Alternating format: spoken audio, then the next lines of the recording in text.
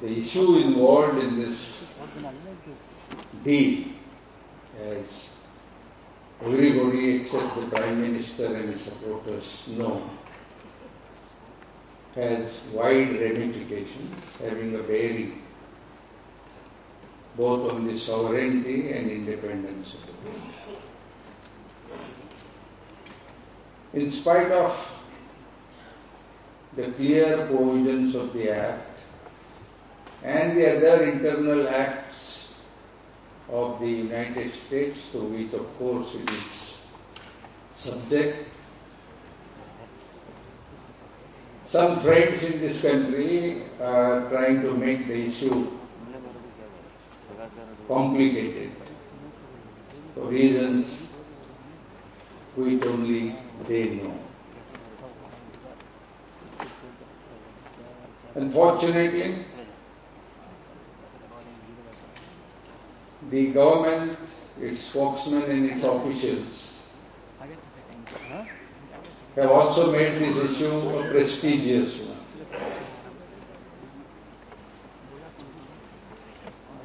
While the members of the Parliament can shelve for some time the original and independent thinking on the subject and pass it on, the responsibility for it, to their leadership, the members of the public are getting confused almost every day with constant one-sided propaganda, with of course for a change occasional flashes of the rival views on the subjects also.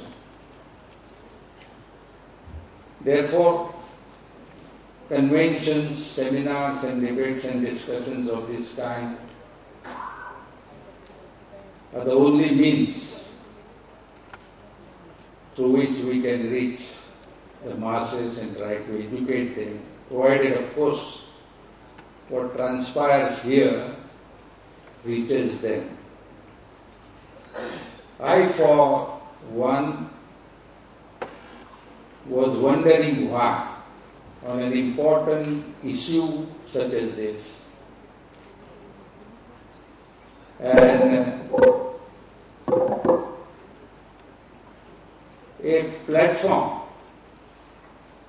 across the party lines, including the independent,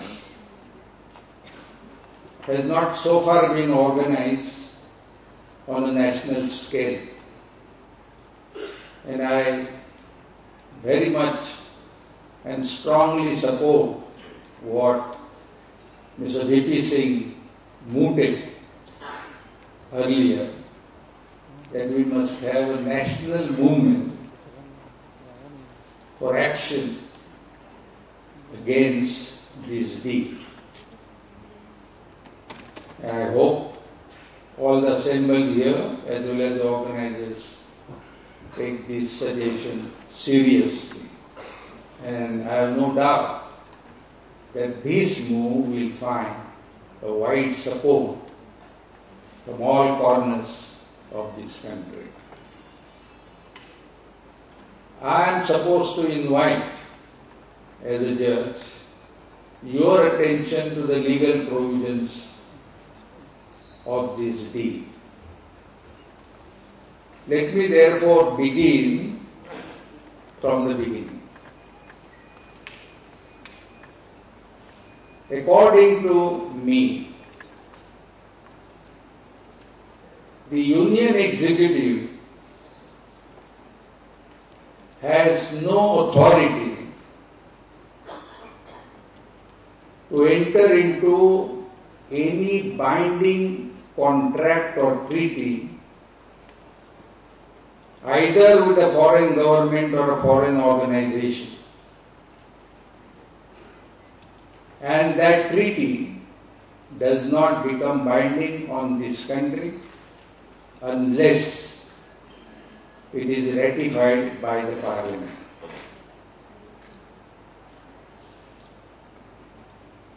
Two arguments are advanced against this view. One is that there is an implied authority, and second is it is a tradition. Now, as far as the tradition is concerned,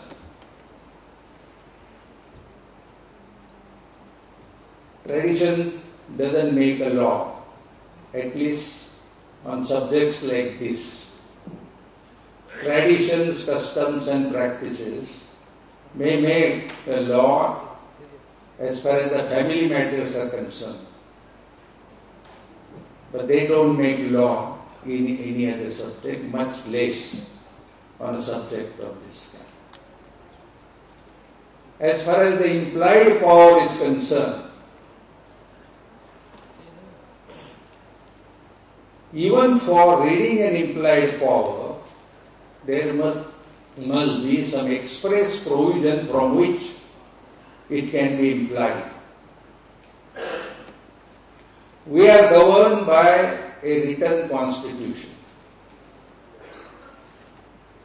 And the constitution says that every action of the executive must be supported by law.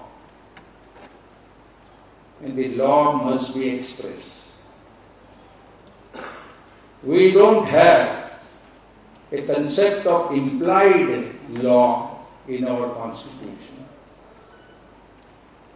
Our constitution mandates that all actions should be supported by law enacted by the parliament or the legislature, as the case may be. What are the provisions which bear on the power of the executive and which are incorporated in the constitution? There are 3 articles and about 3 entries in the union list.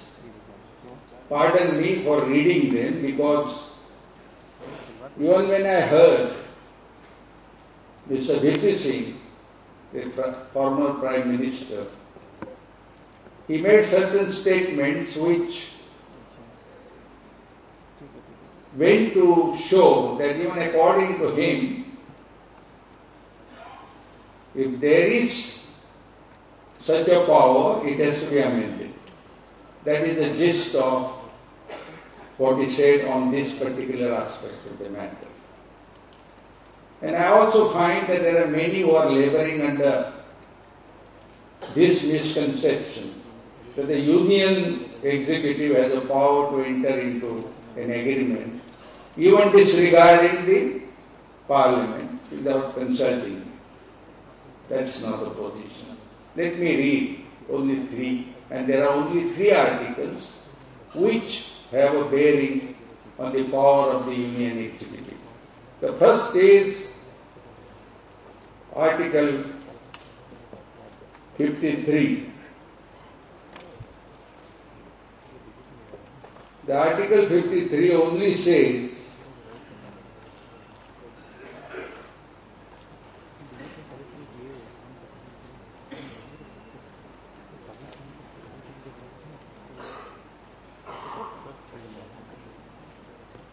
that the executive power of the union shall be vested in the President and shall be exercised by him either directly or through officers subordinate to him in accordance with this Constitution. Therefore, we have to see what are the provisions of the Constitution. This is Article 53.